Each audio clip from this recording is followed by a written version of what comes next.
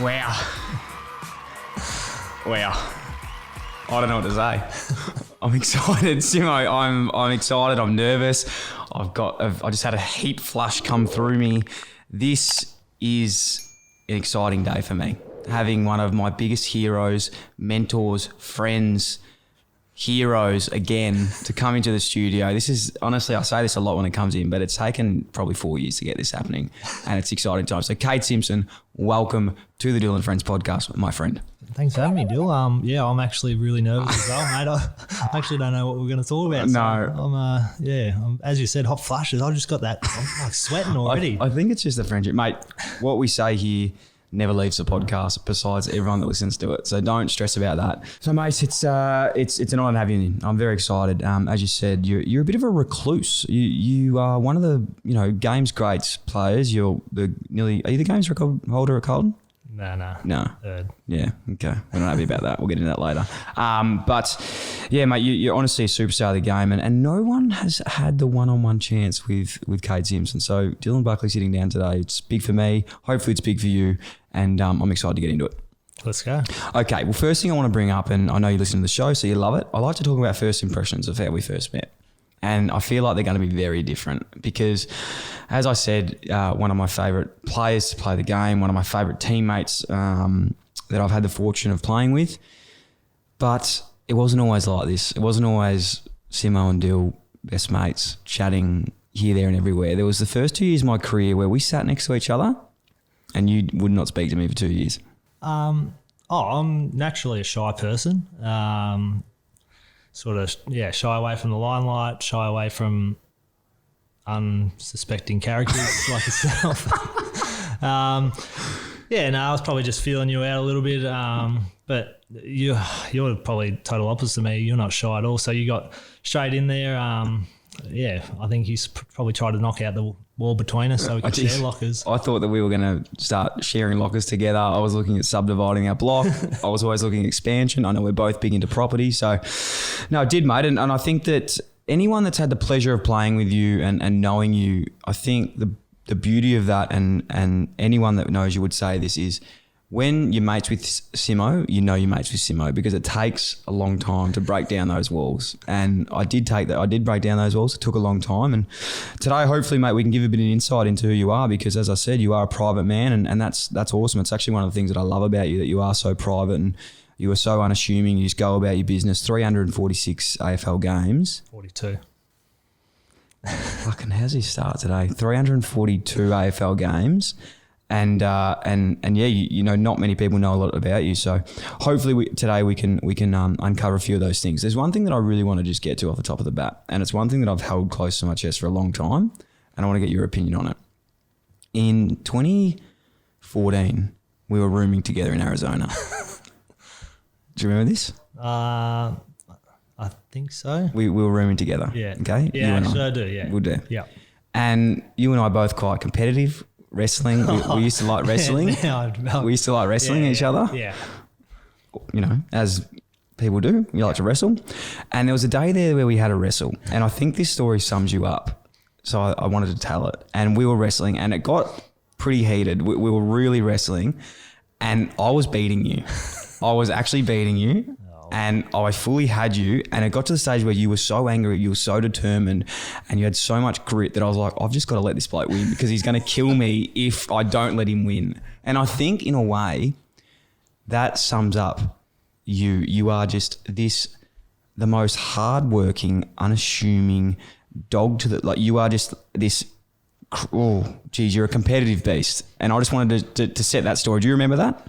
I didn't until you brought it back. I do remember wrestling in the snow quite often over there, which was probably fun at the time. And I don't know. I have been told I'm competitive a lot, but a lot of the time I don't really like competing against mates, but I hate losing as well, which probably not great for my career.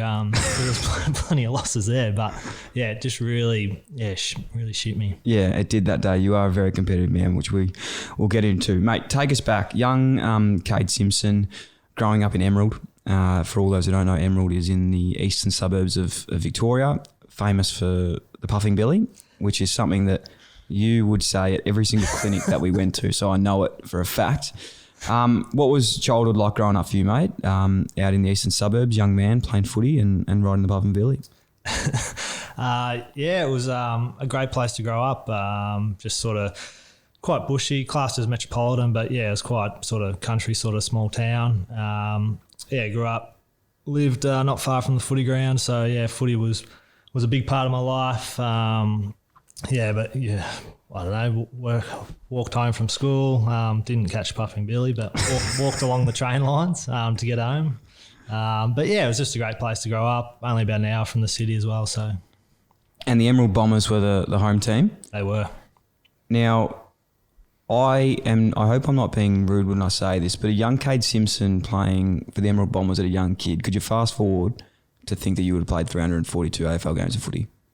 No, definitely not. And I was probably a late bloomer a little bit. Like I was a good local footballer, like always one of the best in the team. But once I sort of got to sort of 14, 15, when all those rep sides were starting, I was never in them. And so once I was sort of 16, 17, I'd almost put a line through the dream of playing AFL, and then just lucky enough, bottom age 18s, I think Eastern Rangers were going pretty shit house. So they started recruiting for the next year, and I ended up getting a training spot and going down there at the back end of the year as a 17-year-old. And because they were going so bad, they started to almost play some young guys just to plan for next year. And played a handful of games at the end of the year, and then the whole next year, played all, then represented Victoria and All Australian, and all of a sudden was drafted. So within sort of 15 months, went from kicking the footy around with some local mates to on Carlton's list. It's hectic, man. Do you think, and I'm not putting words in your mouth here, this is just a question because it reminds me of another one of my mates that was like this, but do you think sometimes the development of not getting in those teams early was because of how quiet you were? Like, do you reckon that had something to play with it? Yeah, I reckon. I was pretty thin as well, quite small, but yeah, I was obviously shy as well, so I wouldn't speak up in meetings, or if someone else wanted to play on ball, I'd be like, oh yeah, no worries, I'll go sit in the forward pocket or well, that's whatever. Really funny because I know for a fact that you weren't like that in AFL system when I got there. Yeah, it's strange. I suppose a bit of confidence, and I was almost changed when I got out onto the footy field once AFL sort of started.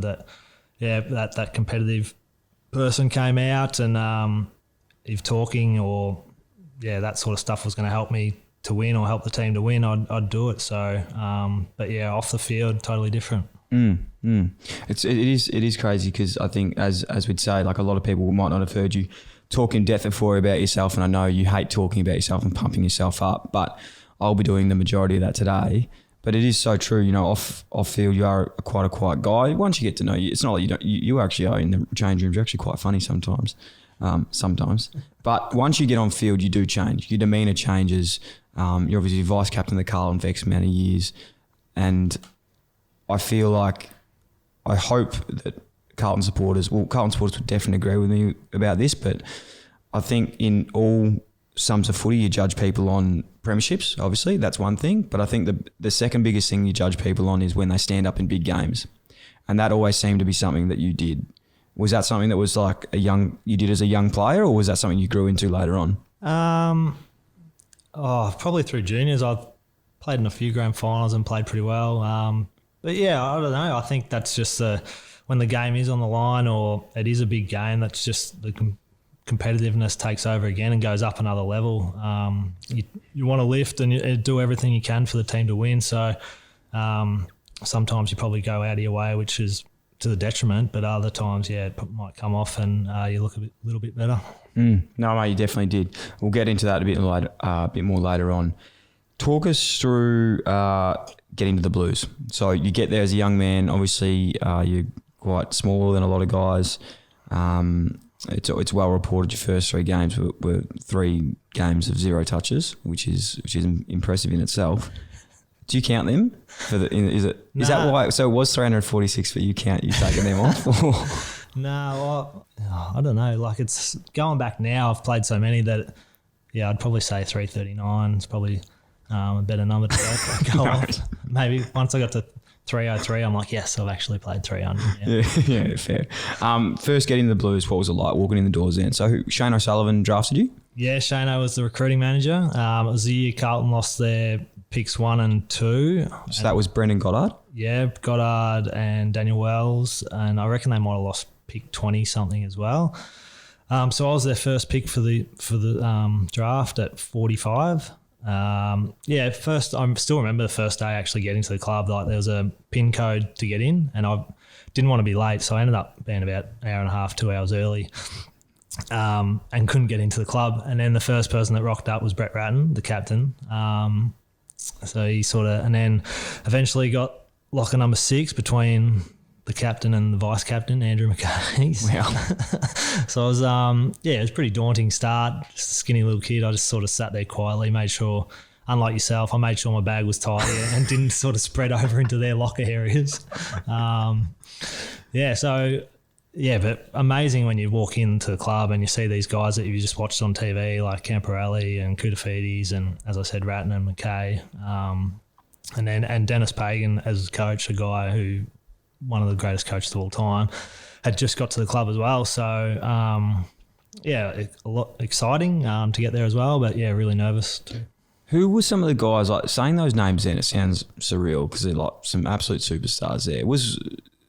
Who were some of the guys that really took you under the wing, or the guys that you just looked at and like, shit, you know? Like for me, when I first got to Carlton, it was incredible, like, and I'm not just saying this to pump you up, but as a kid, you know, I walked in supporting the Blues. So I walk in, I'm in a locker next to you.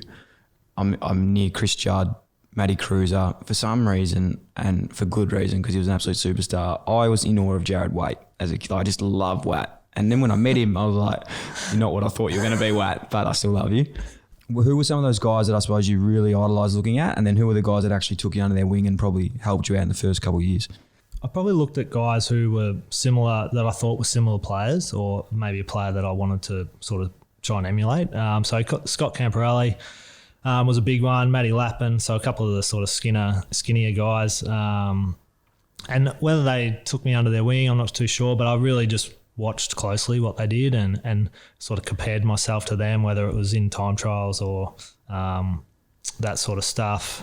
And then as I got probably a little bit older, even guys coming in like Andrew Walker, ultimate professional, I always, and this probably goes back to the competitive stuff as well, I'd sort of compete with those sort of guys when you come back from off season with your skim folds and time trials and all that sort of stuff, but I wouldn't tell them that I was competing with them, which would give you more chance of winning. But you always be checking up on what their skin folds would be, and every time I'd be running over the break or whatever, I'd be like trying to make sure I'm doing actually more than every other guy on the list.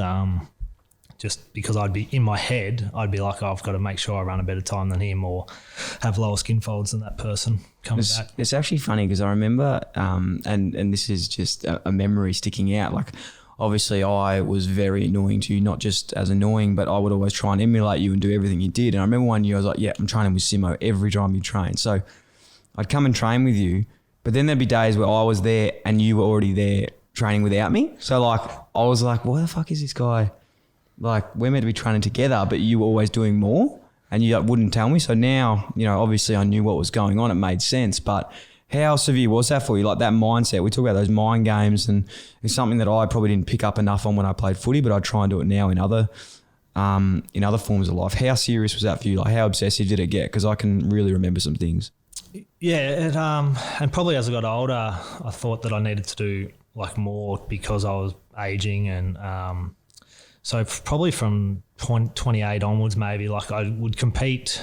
So every time it was an off season, I would compete against the previous off season. So if I did a shitload of running the previous off season, I'd be like, fuck, I've got to do more running than that next time. And then after a few years, you get to a stage where like, I actually can't do more running. So then you go to diet. All right, I've got to make sure my diet's better than the previous year. And once you do 5-6 years in a row of doing that, it's almost like, fuck, I actually can't cram any more in. So you end up with multiple pre-seasons and where you haven't missed a session, or you're coming back like in PB form for day one of pre-season, or starting training as soon as the season finishes, almost just to try and get those couple extra sessions under your belt to make sure you do more than the previous year.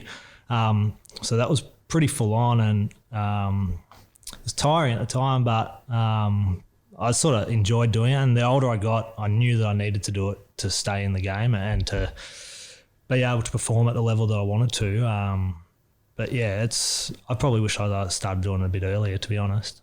Yeah, it's so strange to hear that, because I think looking at players that I've played with and had the benefit of playing with, and I think that knowing this was the way that you were thinking now, you look at most guys that were in your boat, like you would always come back to training early, as you said. A lot of guys, the older they get, the less they try and do in terms of, keeping themselves right. You actually went the complete opposite and were like, no, I've got to do what these young guys are doing and stay with them. Yeah, it was funny because I heard, I think it was Lee Montagna talking as he was sort of around that 30-year-old mark, and he was talking, I think it was about Boomer Harvey, and Boomer was like, no, I train every session, and it just clicked with me that the more you can do in the off season or pre-season or whatever, that the better off you'll be during the year, and just help your recovery. So as I got older, I just trained more, and I think it really helped performance, but also longevity, and because it just wasn't a big jump in increased loads from off season to pre-season, because I'd already been smashing myself over the off season. That pre-season was like, oh, I'm just doing what I was already doing. So you didn't get those sore after a big jump in volume or whatever. You weren't pulling up sore from it, and you could just keep churning out the Ks. It's great. You were the most durable player in the AFL. Played 158 games in a row. Rarely missed pre-season, rarely missed sessions. Do you think that a lot of players have it wrong in terms of, missing these sessions, trying to keep fresh? Is it actually, in your opinion, is it about that continuity and getting your body right? Because I feel even I look back now and I thought, I'm getting a bit older now, I'll try and do what these guys do and take it easy. And I was just always injured. And I think if I had just been more consistent and just try to stay in the same routine, your body just gets used to it.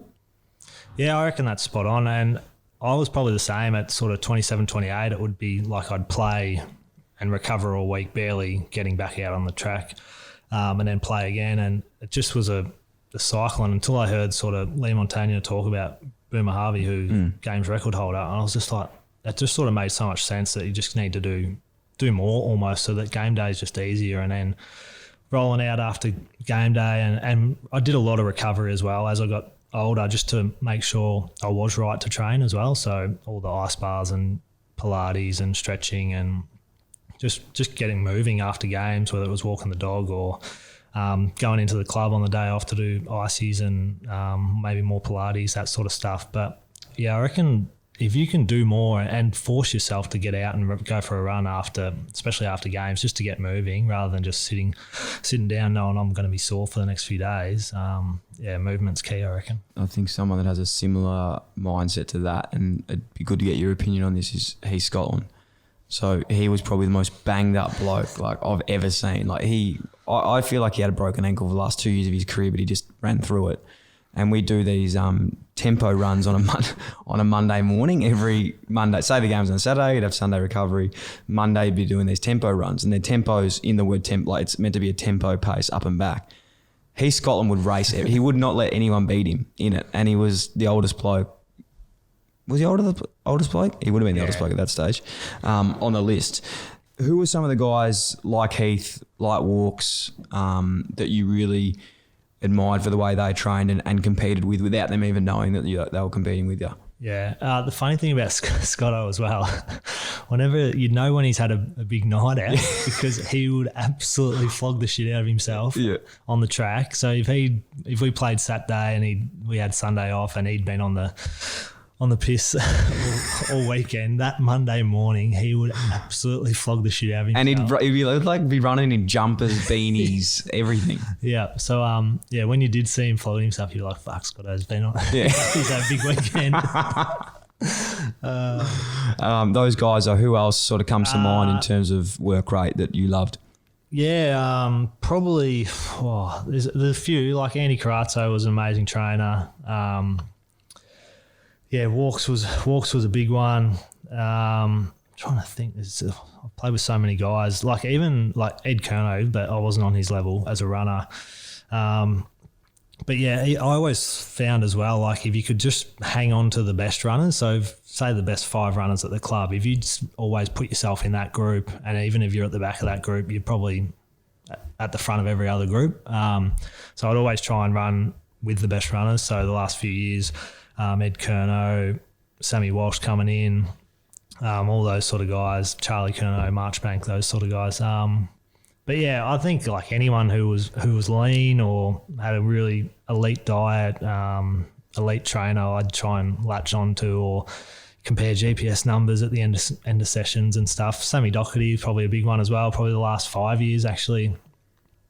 Well, he's obviously missed a couple, but we would do everything together, whether it was running, training, but all our running sessions and stuff around training were together and probably pushed each other, which made each other better. And especially as I was getting older, trying to keep up with him and do everything that he was doing probably made him be a better player as well. Yeah, 100%, man. What about Chris Judd? What would you say about Judd, man, that you sort of learned anything from him? Yeah, just his preparation, like the amount of injuries he had, but like the way he knew his body. Pilates was a big one of his. Funny thing, Judd, man, I think he actually needled, like I think you spoke to him about needling himself. He needled me in Arizona because I think one of the physios went home, so we were down a physiotherapist. So the Judd man was needling, I think, glutes or ITB or something. But yeah, so his professionalism, his diet, all that sort of stuff. And when he was training, he trained bloody hard as well. So. And that's the thing. I probably didn't ask him too many questions about it, but definitely took notice of the way he went about it. And I actually really liked the way he's a bit of an out there thinker, like the way he looks at life, but the way he looked at the game and stuff. It just wasn't sort of outside the box. His ideas, and he was always probably looking for different ways to get better as well, which is why he probably sort of thought outside the box. Yeah, he definitely did. Definitely. When did the penny drop for you though to get to this stage? Like you said earlier, your first few years, it probably wasn't there. Was there like a moment that you thought, fuck, I've actually got to start like developing these skills? Like was there a specific moment that happened in your career?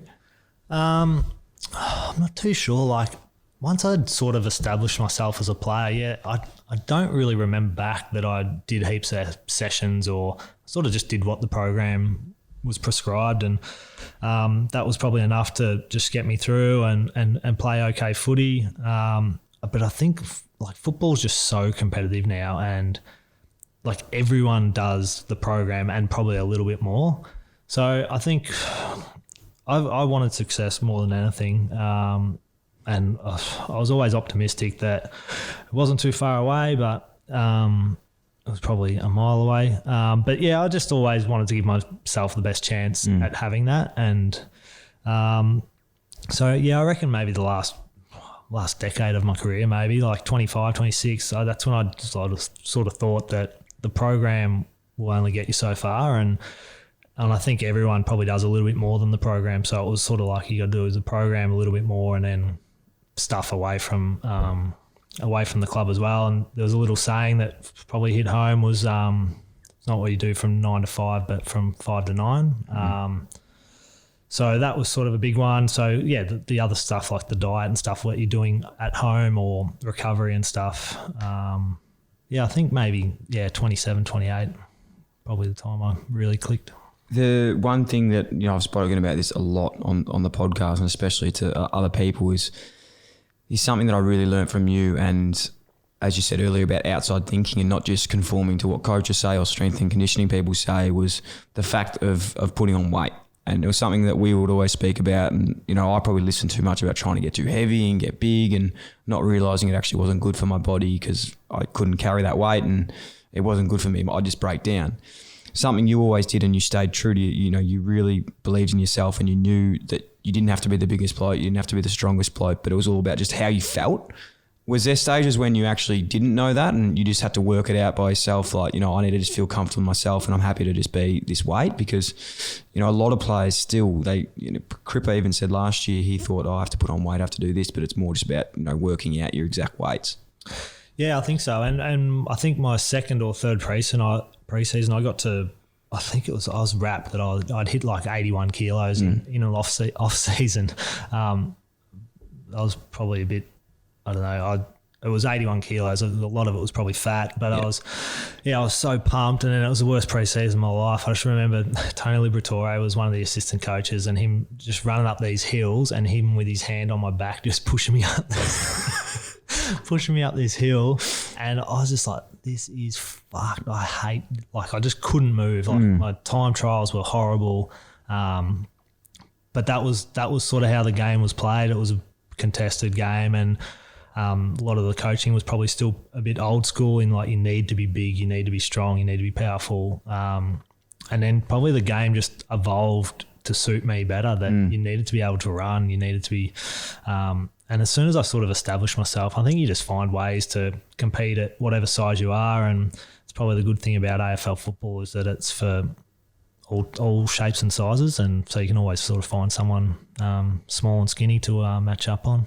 Going back 300 odd games, a lot of games to remember. Talk us through some of your favourite wins and favourite moments playing with the Blues. What really stands out? Is there any games, like obviously I think your 300s was a massive one, very emotional game. That was awesome that we could get up for that one. What else sort of stands out in the career? There wasn't many finals, but the two finals win, I think one was against Essendon, 88,000 or something there. Was a good one in 2011, I reckon. Yep. And then the final against Richmond, 94,000, like probably 75,000 of them were Tiger supporters. But I still remember that roar when Richmond ran out. We were already out in the ground. And that was deafening, them coming out. So those two sort of wins where we, especially the Richmond one, weren't really tipped to win and got over the line. The 250th was, I think, the one you were talking about where it was Port Adelaide. Yeah. So that was a pretty special win, and the milestone itself, like I was almost sick going into that game. I just hated all the build up and hated the media, and everything about it was just like, I fucking just want this to be over with. And that's what probably my mindset, I made sure I changed my mindset when I got to the 300th. I was like, no, I'm just going to, whatever they say, just embrace it, say yes to whatever, try and enjoy the week. And I felt so much better going into that game. But yeah, the 250th was like 2 goals down with a couple of minutes to go, and to fall over the line, it was sort of a bit of relief, but also just the build-up of the week and stuff just probably in my own head, made the game bigger than it was. I suppose when it's, you were one of only X amount of players to be able to do that, so the club's always going to build up those big occasions. And knowing you personally, I can always remember not being there at the time for the 300th, but just knowing how much you really would have hated that. Yeah, it was. I feel sorry for our media people who are running through that and trying to get me to do stuff. And but I reckon I was better for my 300th one. I tried to say yes to a lot of things, and knew it was going to be a big deal, and not just for myself but for the club and my family and stuff as well. So tried to buy into it as much as I could, and I've definitely felt better going into the game, that it wasn't such a burden. Unfortunately didn't get the result, but I found a fair bit of the footy that day, so it's not too bad. You did, my friend.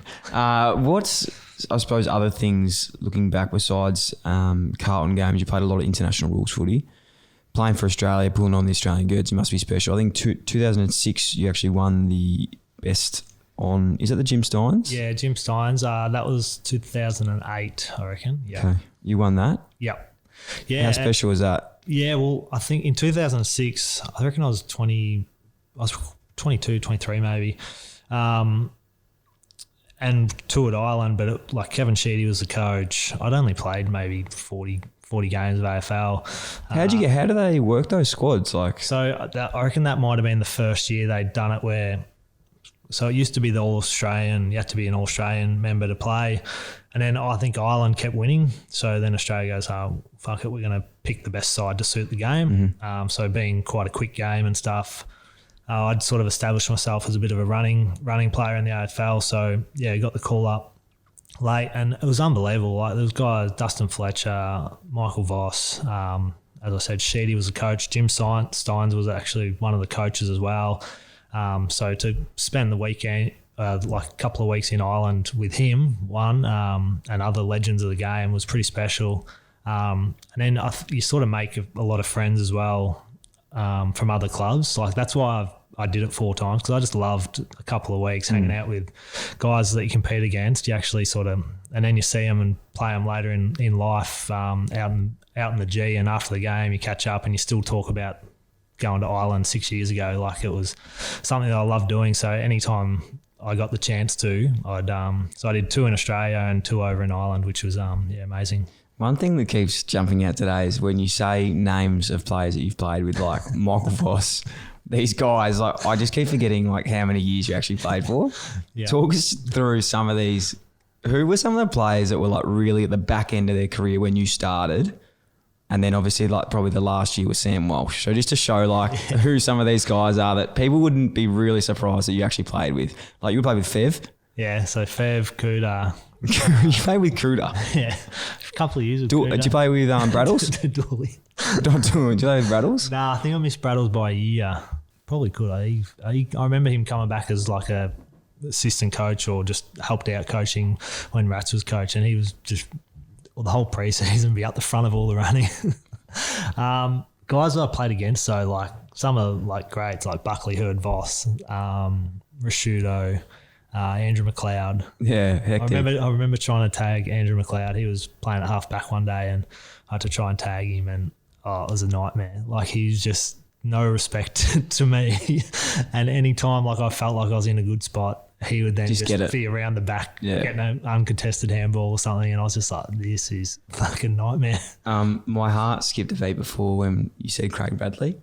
Now, do you remember what happened? I've never told this story before. I don't even know if I should. Have you worked it out yet?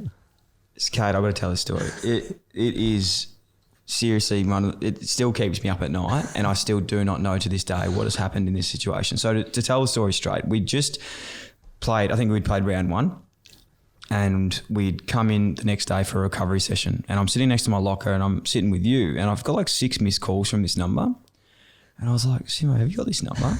Like not thinking you'd actually have it. You had it, and it came up, Craig Bradley. I was like, fuck, like what's going on here? This is not funny. This is not funny. No, it's not. It's not funny. And someone, anyway, I called back Braddles. He said, mate, I'm at the University Cafe. You said that we're going to come meet for a coffee. And I was like, Braddles, mate, I just got off the training track. I'm not too sure what happened here. Are you sure you got the right person? Like, I didn't call you. And he said, mate, this is, Craig Bradley. Like you called me last night. You said you want to catch up for a coffee. I've taken the day off work. I'm here waiting for you. And I was like rattled. At this stage, I'm on the phone in the change rooms. Everyone's around me like going, what the hell is going on? Because they've got wind that Craig Bradley's on the phone and I'm sitting in the change rooms trying to say that, look, I didn't call, but we're here to go. Long story short, someone has pranked Craig Bradley, said it's me, and that I want to meet them tomorrow for a coffee at a place. I still feel sick and so bad about this that he's actually gone there. I'm still at training. I went into the team meeting. I'm with Simmo the whole time. I'm rattled. I thought it was him. Someone was playing a joke on me. Someone had called him. As I said, I got called into a meeting with the coach, Shane O'Sullivan, Stephen Silvani, and they're questioning me on why I would prank the club's greatest player and do this to everyone. I was like, I did not do this. Even my dad got called. Like everyone was got called. They're like, mate, what is wrong with you? This is not funny.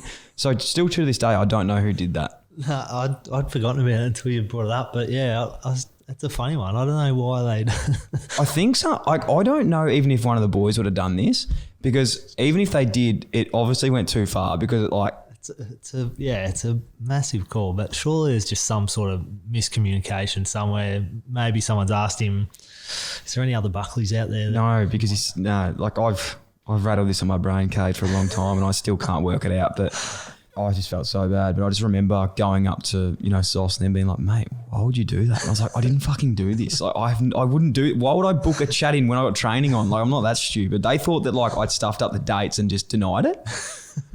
Anyway, shout out to whoever that was, because you stitched us all up a beauty, and it was one of the most embarrassing things that's ever happened to me before. So I appreciate it. Sim, early in the career, there's an infamous story about a car getting stolen. What is this? I actually don't know this one. Yeah, so I think it was my first year. So I'm pretty sure we had a club golf day, and I stayed at home my first year and a bit, I think. So I drove. I think I drove to the club. Good mate Brad Fisher, as well. There's no point both of us driving to the other side of fucking Victoria for a golf day. So I left my car at the club, jumped in with him. After the golf day, we're heading back to the club to pick up my car, and we must have been around Keilor or something like that, and this car starts coming towards us. I'm like, oh, fuck, here comes it was a VL Commodore, and I was like, oh. Simmo 6? Number plate, Simmo 6? True or false? Yeah. Simmo 6 was the number plate. Yeah. Oh, that's bad. That's so bad. I didn't know this. So the car I bought off my brother, and he had, I think he had Simmo 30, Simmo something like that. Yep. Yeah, fuck me. I don't know what the fuck. Simmo 6. Unheard of, isn't it? Anyway, it's been stolen. Fuck. Yeah, so anyway, coming, it's just coming towards us. I'm like, fucking, this looks like mine. And then fucking there it goes, straight past. I'm like, that's fucking my car. So anyway, U-Bolt, start following them on the phone to the cops. I reckon we followed them so we were like pretty much tailing them. We weren't like chasing them or anything. Yeah, just to follow where they go. Just tailgating them and just on the phone to the cops, just directing them, telling them where we are, what's happened, blah, blah, blah, blah. Stayed on the line for probably 20, 30 minutes. And then all of a sudden, just these cop cars just fucking come from nowhere. And the operator that I was on the phone to were like, oh, just pull over, stop. There are, and like as the sirens were going, my car's like sped off and full. Oh, they chased it. Full chase, everything over medium strips, everything. But we got told to stop, so we didn't pursue that. I think they ended up getting away. They just ditched the car somewhere, then like when I remember picking up the car like a couple of weeks later. And they were like, yeah, we rode off a cop car chasing it. So it was like a full cop chase. What were the people doing? What, did they catch them or no? No, I don't think so. It just, Simmo 6 fans. It must have been. They must have liked the number plate. Actually, when I sold it, I actually sold it with the number plate. I can't believe that. The amount of slack that you used to give Nick Graham, poor Nicky Graham, when he rocked up to the club. Nick Graham used to have a car called Nicky 5, and I don't think I would have got into him. Maybe you were real quiet about it. Probably was real sheepish, I reckon, because fuck, that's like just, that's something. That's not you. No, it's not, and I'm so disappointed in myself. That is not you. Kade, we're not here to talk about the bad times, but I want to go through some maybe times playing with Carlton that weren't as good. I know that there were some big days there that were tough. Like, geez, some of the I always knew like there were some days where we had our days off and we get those messages saying, boys, come into the club like ASAP. Is there any sort of days that not you when making light of now, but you look back and you go, geez, that was actually pretty full on? Yeah, I do remember those messages and stuff. But I was probably a couple of times when the coach was under pressure and just before they end up getting the flick. But I still remember the feeling before Mick got sacked, like those few weeks leading up to that was like I fucking hated footy. I hated going to the club, like trying to find, like I don't think people understand, but trying to find an entrance into the ground where a camera wasn't going to be shoved in your face after a shit loss on the weekend, and them trying to ask, oh, when's the coach going to get sacked or whatever, but trying to find a way into the club without a camera finding you, and then a way out of the club without a camera getting put in your face every day for a couple of weeks, like felt like you murdered someone or something. Like it's just, that's the really shit part of footy and the bit that I didn't enjoy. So yeah, those couple of weeks before Mick got the flick I was just hated footy and didn't want to be a part of, just didn't want to go to the club really. So And then the similar thing happened with Bolts as well. A couple of weeks leading up, you so much pressure on trying to get a win on the weekend, and then when it doesn't go how you want it to go, and you just think, fuck me, here we go again.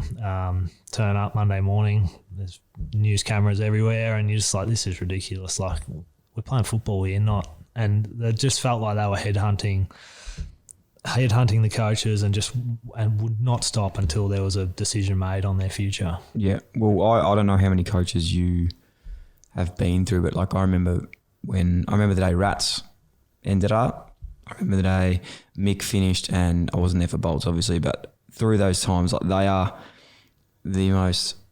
You feel they're shit days. You feel so fucking bad because you actually do feel like it's your own fault, like your fault. Yeah. And it's shocking. Yeah, and if you're not playing well on the weekend, or just the team's not playing well, you do feel a little bit responsible that the coach isn't out there trying to get a kick. So, you respect these guys. You look up to them. They're your leader.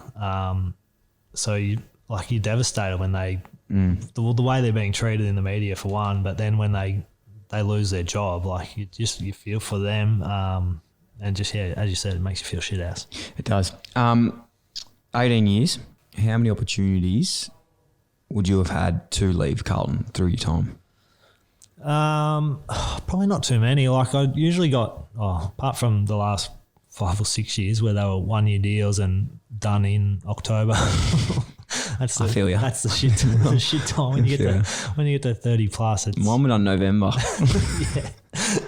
Couldn't find anyone else, so you can have a spot. I think like at the end of my second year, there was a real, like, I think I did sign in November, but there was a real point where they might not. I'd only played six games, so I broke my hand in my 6th game. At the end of my second year, missed like the last 2 months of footy, but there was a real question mark if the club had given me another contract. It was sort of like, you've had 2 years, haven't shown much. And I don't know whether this is true or not, but I got told that Hawthorn were potentially keen if Carlton weren't going to sign me the contract, but I was like, if Carlton offer something, I obviously want to stay. But other than that, after that year, I sort of established myself and signed a couple of three-year contracts. They'd usually get done mid-year. So there was not too, and it was probably before the free agency and a lot of player movement was happening. So whether or not it was just, I don't know, people probably didn't really come after me, whether they thought I'd never leave Carlton or, I didn't really have like too many suitors out there chasing me, I don't think. But a lot of it was probably towards before free agency, and then once you're over 30 odd, there's not too many suitors out there for you. Yeah, right. It must have been before that, because I find it so hard to believe now. If you look at yourself, if your career was 10 years later, so you still had another 8 years to go, it'd be weird to think that another player will ever play 18 years for one club. I can't really see it happening. And it's probably better. Like, it's sad in a way, but it's beneficial for players long term that they get what they're worth in the marketplace. So whereas if you sort of, the way it was back then, it was sort of like you didn't have much power, and the clubs and had all the power. Now a lot of it's towards the players, and if someone's willing to pay you a lot of money, like you're only in the game a short period of time. So I don't hold any grudges against players that want to go and try and set themselves up financially or chase success, any of that stuff. I think it's all part of the game now, and you end up with guys get rewarded for their form. Definitely. I think if anyone knew the answer to this, they would be in a very high position. But looking at it now, do you think there's a specific reason why Carlton haven't been successful for a long period of time? I do feel the Ratton decision was premature. I feel like we had a really good list in 2011. I think we finished 5th. Lost to the Eagles by 4 points over in Perth. and then we just had a shitload of injuries in 2012. First 3 rounds of 2012, we smacked Collingwood by 10 goals. Someone else, I think we were almost flag favourites after round 3, and then we played Essendon, and I still remember like Carazzo broke his shoulder, and we just had all these injuries to some really good players that just sort of compounded, and then our form wasn't up to scratch. But I still feel like we had a pretty good list there that if we could get everyone fit, we would have still been in finals. And I feel like that decision to get rid of Rats was probably premature and just set off I don't even know what the word is, but it just kept cascading. And I feel like I've probably been pretty unlucky that I get drafted to the most successful club ever in the AFL, spend 20 years there and they don't win a flag. But they've won 16 over 150 years, so that's one every 10 years, and then didn't even get a look at one. I feel like I'm pretty stiff, and unfortunately, I've got to live with that. No, you've done incredible things after, but I've got to agree. I think with the whole Rats decision, I wasn't young then, but I remember just going, geez, we're really not that bad, like the guys are actually going quite well. If you look at the team that they had on paper then too, like that was when Juddy was obviously early in his career, early in his Carlton career. Things could have been different, so who knows? But no, it's a definitely an interesting point. I think a lot of Carlton fans would agree. But look, you never know. Who knows in the past? Now it's too far gone. I want to talk about your aesthetic. Okay, do you know what I mean? Yes. Okay.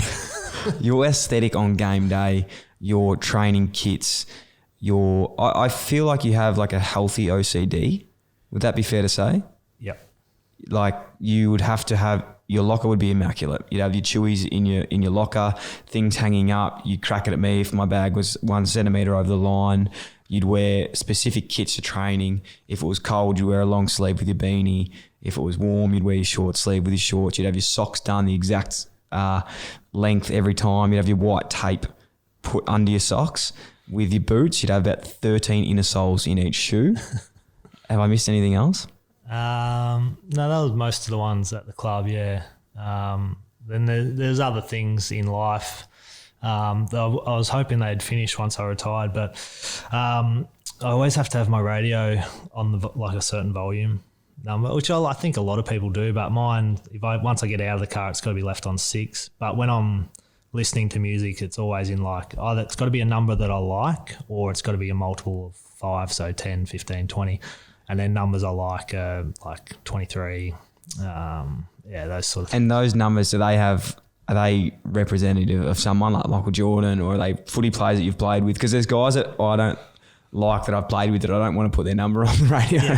Yeah. Similar. You ever have it on 7? Well, 7's so close to 6. What about 43 when you're really pumping it? 43. I don't know if it ever gets that loud. But every now and then I probably put it on 43 for Simon White. Yeah. Very good. Very good. What about the running out last thing? What was that to do with? Was that just a superstition, or when did that start? Yeah, I actually don't know. Even when I was younger, so Fev was always last, so I was second last. Mm-hmm. And as soon as Fev left, I took the mantle of being last. But I hated whenever I had to fill in as captain or milestone games. I had to be at the front. So, that sucked. But even now, like I've watched a couple of games, I just sort of just keep an eye on who's sort of... There's someone that does it. Is it Simmo? I think Simmo, which I'm wrapped about. Because Simmo tried... I remember watching it as just a spectator, obviously, when it finished. And I'd always see like the boys come out, you were there last. Then you'd be waiting for someone else. And like Simmo was sort of trying to get last, but you'd never let him. I don't know if he was, but like it was sort of, I think everyone just knew, but it was like last into meetings, last out on the ground, last into the rooms, like at halftime or after the game as well. I'd be usually last heading down the race as well. So yeah, I don't even know where that one came from, but other things didn't touch the banner either. So what if it accidentally flicked you on the way through? Yeah, it'd be a bad day. Nah, it wasn't too much. Like I had a thing like, because I didn't want it to affect my footy. So I always had an out. So you know how people sort of go, oh, touch wood. Yeah. So I sort of had that, but I do it with my foot. Yeah. So I'd be three times on my head. So I probably look religious at some stage doing that. No, but it was just, so that would, if something went wrong in my prep, whether it was, the banner flicked me or whatever, you might have just seen me touch my head 3 times. Just and that cancels it out. Yeah, that cancelled it out. Yeah, no, I can definitely feel that, man. I honestly do the same thing. I think it's a lot more common than we think. So talking about the meticulous preparation, obviously once you cross that white line, you're a new man. You are on. You are absolutely on. You're everyone's favourite teammate to play with. What's it like when you're in the warm-up and Nick Holman boots the ball into your face in the warm-up? Do you remember this day? I've never seen you angrier. Just to put into context here, we're lining up, I think it was against Hawthorn or Adelaide. I can't remember who it was against, but yeah, I was probably concussed. And 100%. I had a shiner. That whole game I had like Sharon imprint on my eye. We don't laugh about this because it is obviously concussion and stuff now. It's always been, but concussion is obviously high profile. But this day, like Nick Holman, as you said, we're lane kicking from the junction to the goal square, and you've kicked it to Holman. Holman's marked it. He's running to kick it back to the next person, and he's just booted the ball straight into your face. You've dropped. I thought you were out cold. Yeah. You were still spraying him from then till after the game. I was concussed. I don't remember. Footy's hard enough to play and to perform, and you try and do it when someone boots a footy 2 minutes before the game starts. The reason I bring this up is it actually happened even worse to you in Fremantle. Yeah. Ed Curnow, of all people. Fuck. 2 blokes that just cannot even drop the ball on their boot properly. Just pick it up, Ed, for fuck's sake. Seriously. What did you say to him after that game? Fucking pick it up and handball it to me. I was actually embarrassed by that one. Like, it flushed me so much, and all I heard was the crowd just, oh. So I fucking got it. I've made sure I got up straight away and fucking seeing stars. But I worked so hard to make sure I got a kick within the next 30 seconds. Straight back into it. Ended up getting a mark out in the wing. I was just like, thank fuck, I've got the ball here. But oh, my God. I felt like it hit me. I don't even know where it hit me, but like later that week I had like all this bruising come out of my nose. So lucky it didn't just pancake and just bust my nose, splatter all across my face. Mate, to finish up the footy part, I want to know favourite teammate you've played with, favourite coach, and your favourite opposition player. So favourite teammate, favourite coach, favourite oppo player that you played on or against or battled with. Favourite teammate, so present company excluded, obviously. Present company excluded, obviously, yes. Yes, obviously. Favourite teammate. There's guys that I played so much footy with, like Gibbsy, Murph, those sort of guys. Eddie, love playing with Eddie before he left. Just all those guys that, like, they become your best mates off field as well. So I was drafted with Brad Fisher, so obviously really close with him. Then played over a decade with guys like Murph, Gibbsy, Walks.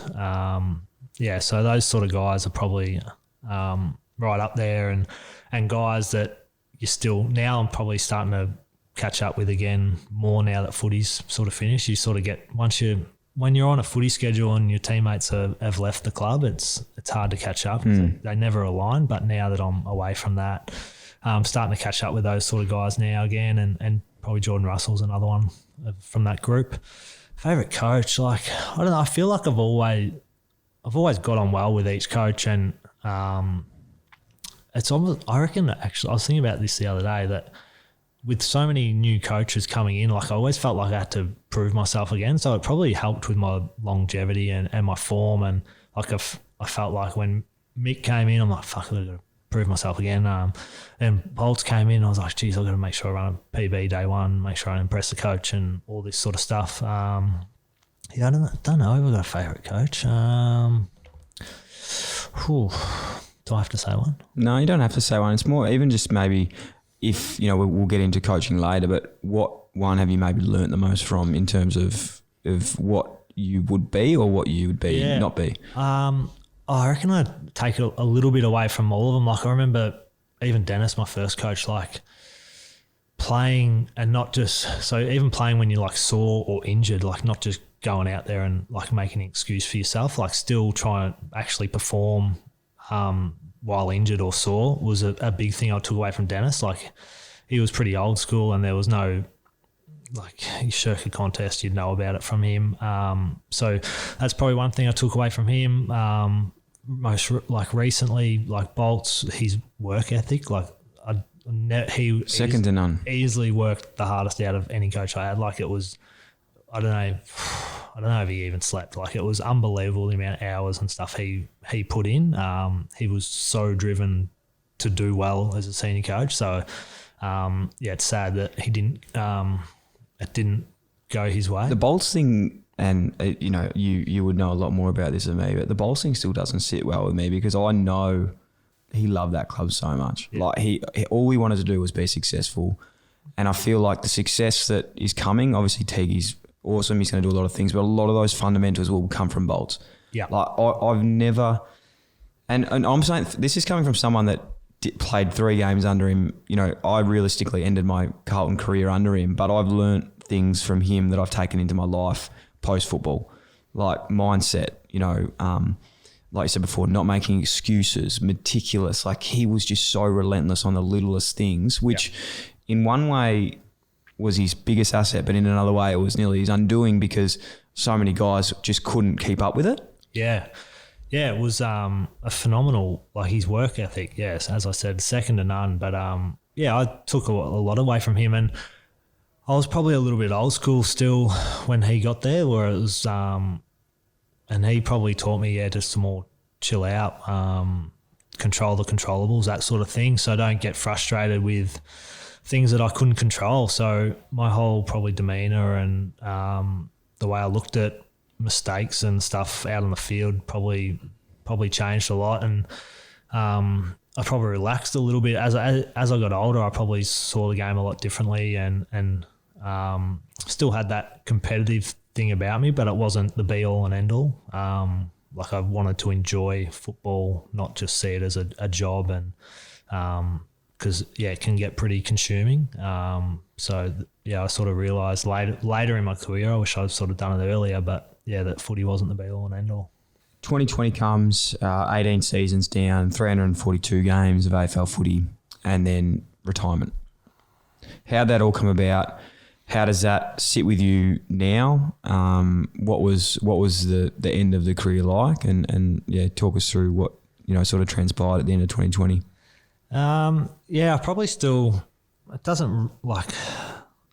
I still wish I was playing like 100%. Do you still reckon you could play this year? Yeah. I think you definitely could. Yeah, that's where it's funny, like, even now, like, for some stupid reason, I still run and flog myself, and I, in the back of my head, I'm like, just imagine if someone, now when you've got like mid-season drafts and all that sort of stuff, like, I'm pretty fit still, that if someone did just come knocking, I would actually, I'm ready. I wouldn't be like, oh fuck, I haven't done a thing in 6 months. And that's just a stupid thing in my head that I'm still fit. Like, I still think, and it got worse as like round 1 happened. I was like, fuck, and I like went for this fucking massive run. That's incredible, man. And then round 2 again, like, just I've hated watching the boys play. So, I don't know, like, and even the way the game's played as well, this year's a lot different to last year, which again would probably feel like it would suit me as well. So, I'm dealing with retirement, but I haven't dealt with it as well. So it's just a process that I'm going through, and I'm sure everyone's got, and it's funny, like, everyone's like, oh, it's good to retire with a little bit left in the tank. And I was just like, what? That fucking makes no sense to me. Like, wow. I want to run that thing dry. Yeah. That's like dying with money in the bank. Like, if you've got money, like, you're going to spend it, aren't you? You're not That's incredible, man. I think a lot of Carlton supporters are going to be very rattled and they're going to be very upset right now. So in all seriousness though, like, if a team was keen to come and play mid-season, you'd actually consider it? I think I'd consider it. I feel like I'd want, like, I wouldn't play just for the sake of playing. Like, it need to be specific role would be like someone. No, I think just a team that's going to be challenging. Yeah. Looking like they're going to play finals. As like I'll always be a Carlton person, whether I came out of retirement, whether I coach somewhere else. So that doesn't matter. I'll always be Carlton, but I still have that. I still feel like I've got something left. I still have the desire to compete and all that sort of thing, and that hasn't gone away, which I don't know, like I thought it might. I thought once it sort of settled in that footy was going to be no longer, it'd be a few months and then it would just sort of disintegrate, but it's still there. So, yeah, I don't know. It's just sort of, I'm training, I'm ready, but Jesus. But I'm also like, I know, yeah. I get like, I go through stages, like I'll smash myself, go for this massive run, and then I'm just like, fucking snap out of it. You're a fucking has-been, you're done. So, yeah, and I was like sort of fighting with the fact, do I play VFL this year just to see? And like, I don't know. It's just... Mate, if you go play VFL, I'll come play and I'll play on your man again as I did for 6 years. Simmo, I'm that aroused hearing that you are still keen to play football. It's not funny. I genuinely, not just saying, but I know you from a long stint together, and fuck, to hear that, it's exciting. A lot of teams listen to this show, Sim. This is the biggest sports podcast in Australia, so there's going to be people listening. Imagine if you got me drafted again. What a story. Jesus Christ, I don't even know what to say. No, it honestly is exciting, mate. But with that then as well, like this is such an obvious question because I know it's going to be hard to even say, but how hard was it then to have to agree to have to hang up the boots when you probably didn't really want to? Yeah, well, it was, I'm pretty self-aware and probably going into the season, it was more of a chance that it was going to be my last one than going on. But yeah, I felt like the form was never going to be career best. I'm 36 years old, so, but I still felt I could play a role and still play a pivotal role. But after a couple of conversations with T and stuff, he was sort of talking and they had list management meetings. So T was great. It was about maybe 4 or 5 weeks left in the season. We sat down and he just sort of wanted to see where I was at. And I said, look, I'm pretty keen to go on, but I understand football and I understand footy clubs. So and he said, well, look, we've got a list management meeting coming up, so we'll discuss and then I'll let you know as soon as we make a decision. So it was probably a few weeks to go, maybe 2 or 3 left in the season where, the team had come to a decision. And I held off, I think, to the last week to announce it. I think it was I was going to do it earlier. Then Cruz came out and I was like, oh, fuck, I don't want to let Cruz enjoy this, like his week. And then it just got pushed back to the final round. And I would have been happy just to do it after the game. But the club were pretty keen to get something out there. So, it was pretty hard. Like, but yeah, as I said earlier, I understand footy and I'm a big boy. So, was plenty of depth in the back line, and there's if they knew they were getting Sard and Williams, I would have given me the arse too. So yeah, yeah, I don't know. It's hard to say because obviously we're both connected to the club and got friends stuff there, but I definitely think you could add at least one more season where the boys are going on a rebuild. I think we're going to be lying if we think that the Carlton were going to win a flag this year, and that's just my opinion. I don't know anything about anything because that's shown through I've done, but I think that knowing you and what role you would have taken, even if it was something like a playing/coaching role, and maybe you know that you're going to be playing some VFL games or something like that, would have been good. But again, I don't work at the club. If you didn't know that, I wasn't on the match committee or list management, unfortunately. But it's exciting, mate, because as you said, fuck, if you fire still in the belly, I'm backing you in because I honestly. And I'm not just saying this now, and you know this, but the amount of love and respect I have for you, the way you go about it, and how trusted, respected, loved you are by all your teammates. I don't think anyone would be backing you out because you've never really proved anyone wrong. No, that's what I'm saying. You've never proved the haters right in the past. Not that there've been any, but what I'm trying to say is just fucking do it. And I'm excited for it. If it's not to be playing, you're in coaching now at the moment, so that's something that is also a passion. Yeah.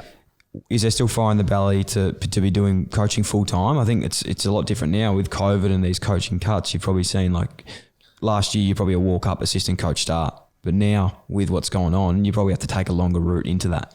Yeah, and that's why I'm happy with what I've obviously done AFLW with the Carlton girls. So you're forward line coach there. Forward line coach there. Yeah. Did you have to learn anything about that? Well, just saying, like, I think record score kicked round 8 maybe.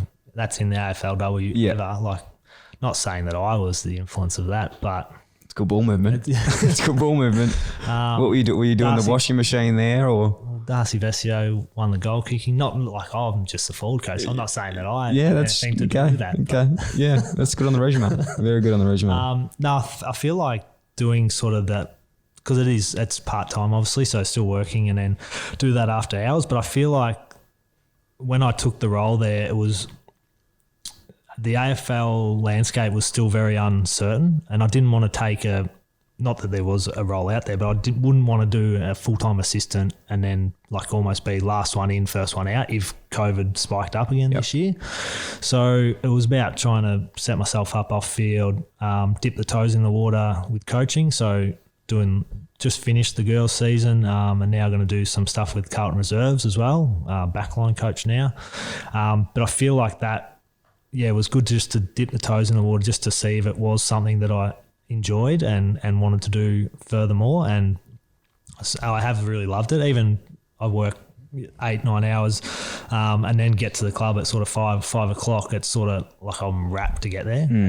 Don't get home till sort of 9:30, 10 o'clock, but like I love the time there. So I'm thinking if I'm loving it there, that's something I would like to do again and probably do on a full-time sort of basis. So I think, coaching, if it's not playing, it's definitely coaching. Like I've 18 years in football, like it's sort of straight out of high school. It's sort of all you know. And then you sort of, when you're doing that, you're looking like, fuck, what am I going to do? What am I going to do after football? When maybe football is the answer. That took me a long time to come to that. I was sort of looking for, fuck, what am I going to do? What am I going to do? I was trying all these different things. And I was like, fuck, maybe footy's it. And you got an 18-year degree. You're probably pretty qualified. So the last probably 5 or 6 years of my career, it was a lot around coaching and all those sort of little courses, the PA runs and stuff, just to try and further educate myself and make sure I had all those sort of things ticked off. If coaching was the path to go down. What sort of coach are you? I think I can answer this myself. You know, being played with you know the game better than anyone that I've played with. What would be your style of coaching?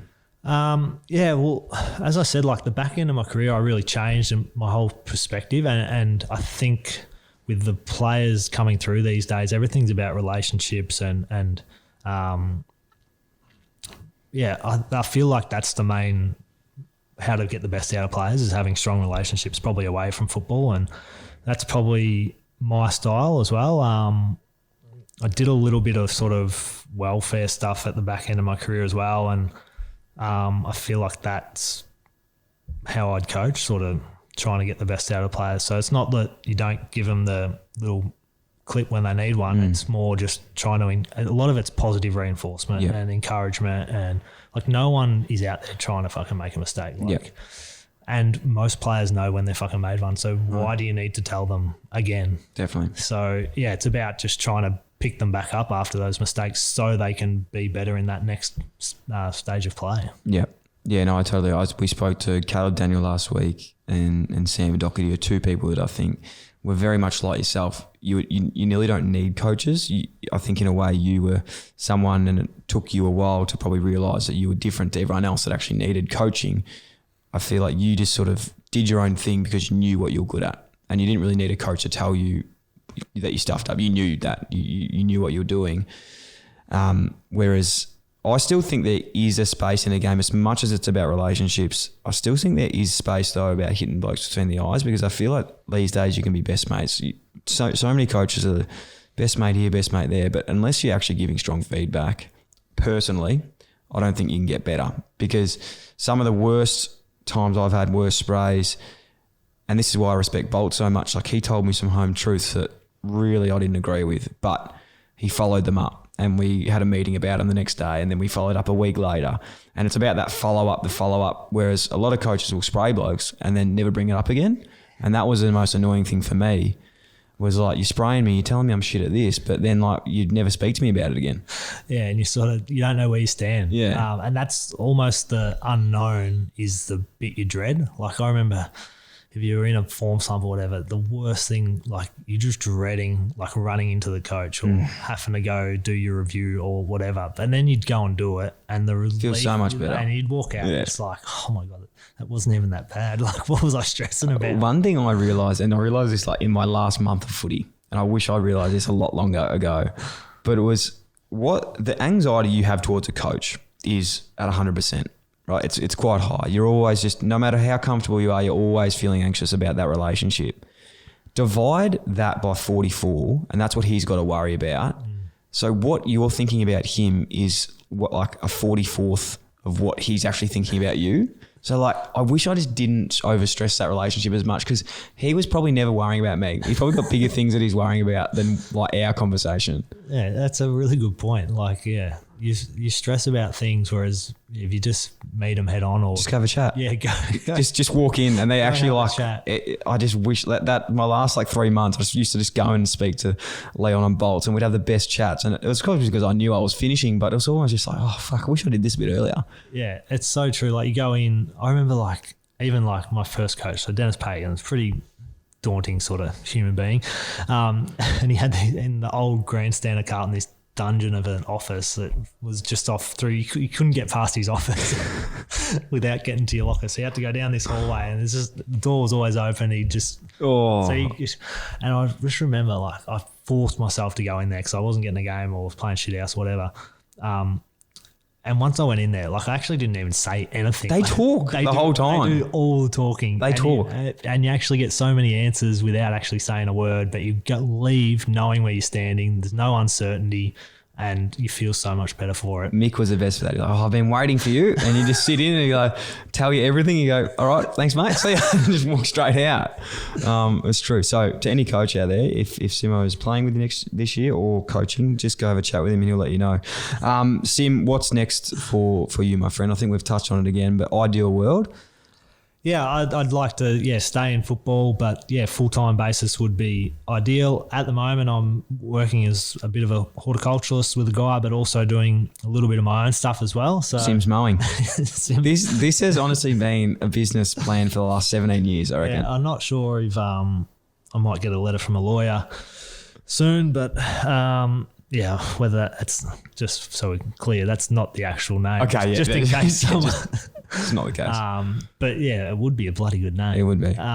So I'll maybe just get some shirts made up, but we won't actually trademark it or have the business as that. But so doing a bit of gardening and garden maintenance and all that sort of stuff. You've always loved your landscaping though, since forever. Like you've had a beautiful garden. You had your jacaranda in your front yard, which I love jacarandas, Jackie boys. Yeah. Beautiful tree. Yep. I think like growing up, mum and dad were always massive into the garden, and I fucking hated it, like because it was a chore. So dad would have me mowing the lawns, or we lived out in Emerald where it was quite bushy. So like before fire seasons and stuff, had to like pick up sticks and rake leaves, which just sucked. But then I don't know, it just it must have rubbed off on me that. And I think when you get your own place as well, like and you've got your own lawn and your own trees and all that sort of stuff, like. There's not much better coming home to it's freshly mown. Yeah, it is a very, very pleasing feeling of mowing your lawn, watering. And that's, when I moved to Sydney, I didn't have that. And I really missed it because it's something that we would always speak about. But no, it's a massive one. Matty Rowell is actually a very big gardener. I actually saw him this morning. He is working at the moment in Gold Coast as a groundskeeper for a golf course. I did know he was a gardener. So I said before that I did a little bit of welfare stuff. So I sat in on quite a few of like the meetings with young hopeful draftees, and Rowley was one of them. And he said that he was a keen gardener, and my ears pricked up and my eyes I had Matty Rowell eyes where I was. So you loved him first. Yeah, and I was like, oh. Going to be a good play, this play. You can come have number 6 at the Blues, mate. Are you happy with Zach Williams in the 6? Yeah, so Zach texted me before, like it was all announced, so I really appreciated that. But I'm pretty keen to sort of see it out there, and he's a fair player to be wearing it. So it'll be as quick as the Sixers moved in a short while. So so I don't know. Does he wear? I've seen him in long sleeves, I feel. No, he doesn't really wear the long sleeves as much anymore. He would have worn long now. sleeves at the. So yeah, it'd be interesting if I see a long sleeve. Yeah, Six. That'd be. Samo's really rocking the long sleeve these days. A few of the backs, Plough and Simmo, do it regularly, but there's not much better than the navy long sleeve. I think in football. I used to love that one. Kade, mate, I honestly cannot thank you enough for coming in today, my friend. It's been unbelievable. As I said, mate, love you. Thank you for everything you've done for me throughout your career and our friendship, because honestly, you've taught me a lot about work ethic, professionalism, and I'm just blessed to call you a friend. And thank you for coming on and having a chat. Thanks for having me, Bucker. This episode of Dylan Friends is brought to you by Jim Beam. The Jim Beam Backyard Competition is now live, giving you your chance to win a bespoke, fully stocked Jim Beam Backyard Bar. So your house is a place where friends are always welcome. The Jim Beam Backyard is valued at over $20,000, including Bluetooth speakers and a mini fridge within the bar, plus Jim Beam product, bar stools and more. Entry is simple. Head to www.jimbeampromotions.com.au/backyard bar. And in 25 words or less, let Jim Beam know why you should be the winner of the Jim Beam Backyard Bar. No backyard? No worries. Bring the mates together with Jim Beam and your very own balcony bar prize valued at $585 thanks to Bondi Bar. So you can host an epic balcony bash with this next level minor prize. That's not all, because Jim Beam is also giving 100 runners-up the Ultimate Jim Beam Pack valued at $330 each, with everything you need for the ultimate home bar experience. Whether it's in your living room, your balcony or your backyard, with Jim Beam, you're always welcome. So head to www.jimbeampromotions.com.au/backyard bar to enter, and the link will also be in the show notes.